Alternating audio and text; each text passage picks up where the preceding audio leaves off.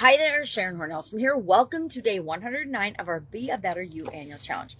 Today we're going to talk about one of my favorite exercises and something that can really help us to understand ourselves better and to learn more about ourselves. I'm going to share 5 ways to do that and use this tool once we create the tool if you haven't done it already. If you've been with me a while, you've probably already done it. If you haven't, get it ready because we're going to do it right now. We're going to create the Lifeline exercise. The Lifeline exercise is like the timelines we learned in school that document different events in time, different moments in time and events that happened at those particular moments. And then we're going to analyze and look at and we're going to apply 5 steps to how do we use this as a way to grow and become a better version of ourselves. Well, I left my time. You are probably aware I just got home from traveling and I went to look for my graphics and my timeline today because I took it with me because sometimes I like to take it with me. And I realized I don't know where they are. I put them somewhere when I unpacked. I unpacked really quickly when I got home and I don't know where I put them. I didn't put them in my office. So we're going to create one quickly so you can see how quickly and easily you can do one for yourself. So I wrote relationships on this little piece of cardboard. Step 1 to do it is just to write the year you're born. And I'm going to do it backwards because I want you to be able to see it. So I was born in 1960. Let's see if I can do 60 backwards. I was born in 1960. So that's where I start my timeline. Then I'm going to put a straight line. I'm going to draw a hopefully semi-straight line with an arrow because I don't plan on checking out anytime soon.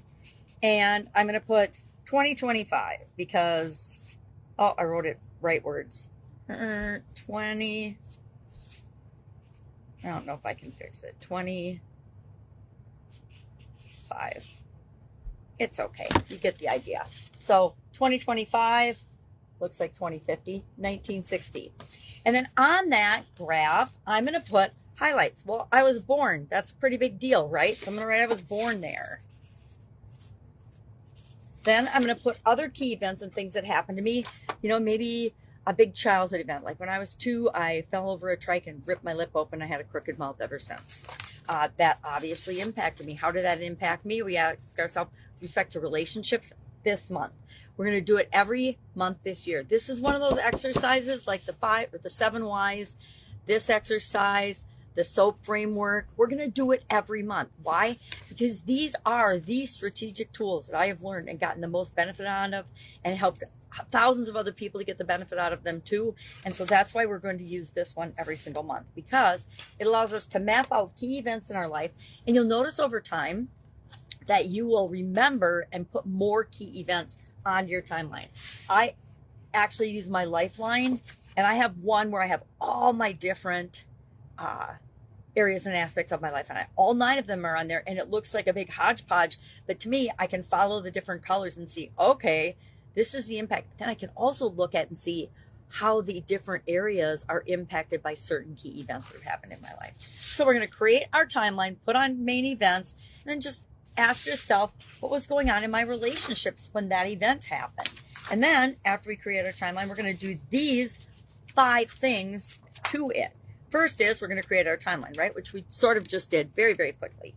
Second, we are going to mark on it key relationship events. We're going to specifically think about relationships and key relationship events that have happened throughout our lifetime.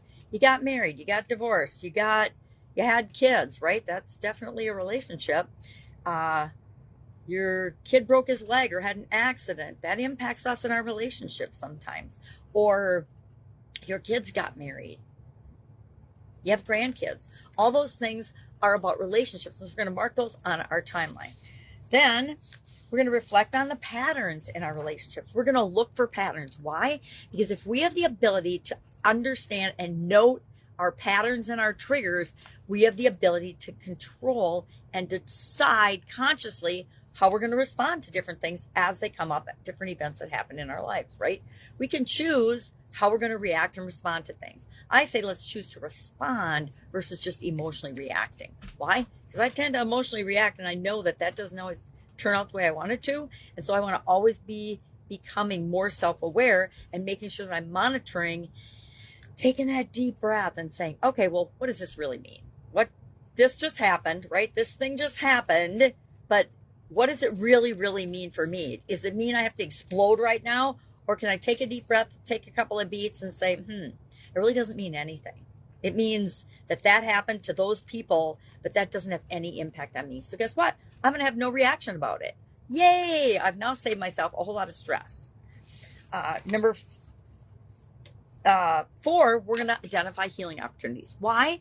Because we all probably have some past hurts from relationships or past things that happen in relationships that we don't want to repeat going forward, right? Maybe somebody betrayed you. Maybe somebody lied to you. Maybe somebody undermined you. Maybe somebody cheated on you. Maybe somebody stole something from you. Those are all relationships that had definite problems and challenges in them. Do we want that to happen to us again in the future? I don't. Maybe you do, but I'm going to certainly not sign up for the same hurt and the same challenges over and over again.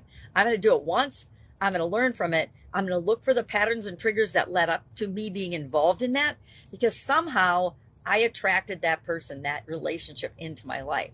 And it was probably to show me the very thing that happened and let me unequivocally say no to that's not for me and I don't want that in my life. And then finally, number 5, we are going to set intentions for the future. We're going to learn. We're going to say, okay, I got to heal from this. I got to let this go.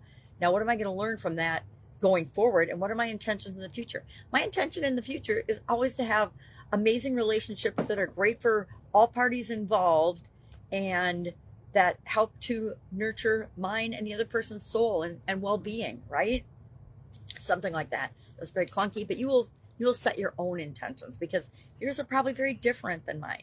I mean, we all want to live a better life and have great relationships, but what does that look like for you? That's the most important thing.